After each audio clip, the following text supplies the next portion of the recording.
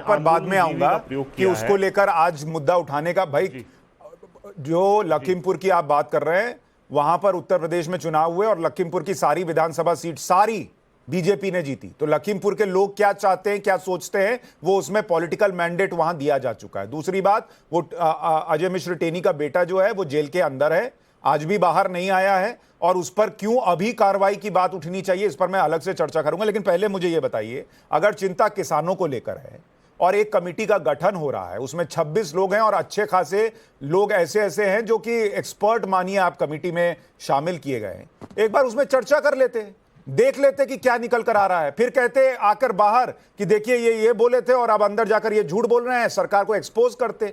लेकिन बिना कमेटी में नाम दिए, बिना बैठक में शामिल हुए ये मान लेना कि ये तो धोखा ही हो रहा है, फिर तो आप अपनी मर्जी चलाने की कोशिश कर रहे हैं, इसका मतलब। नहीं, मर्जी का नहीं है इसमें। देखो, शांतिपूर्ण तरीके से हम समझेंगे सारी बात को। यदि एक पक्षीय लोगों को, जिन लोगों के पब्लिक स्टैंड हैं, उनके बयान हैं कि भाई ये कानून अच्छे थे या ये एमएसपी की लीगल गारंटी की आवश्यकता नहीं है, इन सब चीज़ों को जो लोग कहते रहे, एमएसपी की लीगल गारंटी के खिलाफ जो लोग रहे, उन लोगों को पहले उसमें शामिल कर दिया गया। तो ये माइनॉरिटी 3 आदमी थे भैया, 3 आदमियों का हमने विचार कुछ और था, लेकिन मेजोरिटी से हमने ये प्रस्ताव पास कर दिए।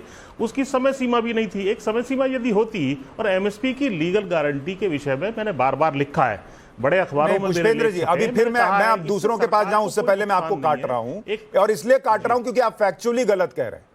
5 किसान नेता दूसरे तरफ से भी थे, 3 संयुक्त किसान मोर्चा से थे, बाकी इस फील्ड के एक्सपर्ट्स थे, जिसमें आईआईएम अहमदाबाद से लेकर और दूसरी जगहों के भी लोग थे, और राज्य सरकार जिसमें विपक्ष शासित राज्य भी हैं, उसके सचिवों को भी शामिल किया गया था। तो यह ना कहिए कि एक तरफा पैनल बना दिया गया था। लेकिन मैं दूसरी चीज कह रहा हूं सर, कि अगर जैसे आज ही हम डिबेट कर रहे हैं, तो इसमें आपको भी बुलाया है और अनिल घनवत जी को भी बुलाया ना सर। अगर सिर्फ एक तरफा ही पैनल बना देंगे और उसमें ही तो फिर चर्चा नहीं ना होगी सर। फिर तो वो उसमें आप कहिए कि हम लोग आएंगे ही नहीं, आप सीधा कानून बना दीजिए, बात खत्म कीजिए। चर्चा तो तभी होती है कि आपकी राय भी आएगी कि एमएसपी होना चाहिए, उस पर कानून होना चाहिए, दूसरा कहेगा क्यों नहीं होना चाहिए, तब उस पर बात होती है।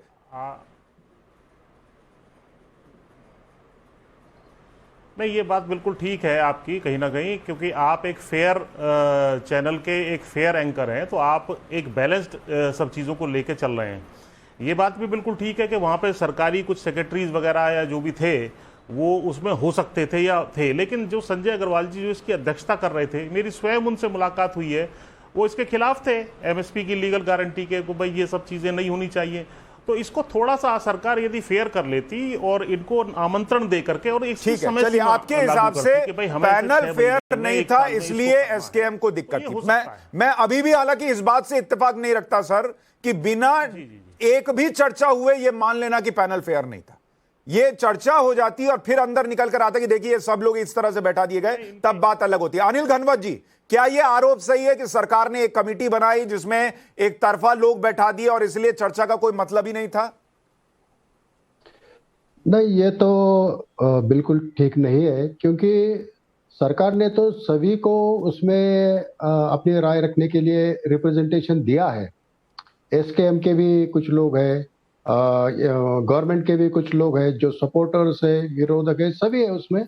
तो एक बैलेंस्ड पैनल करने की कोशिश सरकार ने तो जरूर की है। और लेकिन ये जो आज ही के दिन आंदोलन करना, ये मुझे सही नहीं लग रहा है।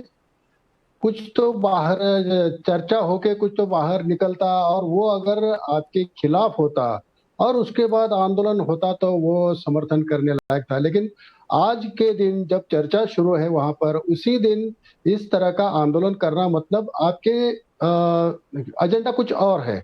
अगर कमेटी कुछ अपनी राय देती और राय आपको पसंद नहीं तो जरूर आंदोलन करना चाहिए। और मैं इस पक्ष में भी हूँ कि किसानों की बात कुछ भी हो, चाहे गलत हो, लेकिन उनको धरना प्रदर्शन करने का अवसर देना चाहिए, ना ही कि आज के जैसा उनको खदेड़ देना चाहिए वहां से। ये तरीका नहीं होता। तो इस ऐसे बर्ताव की वजह से सरकार के खिलाफ किसानों का रवैया बढ़ जाता है, किसानों का ठीक है।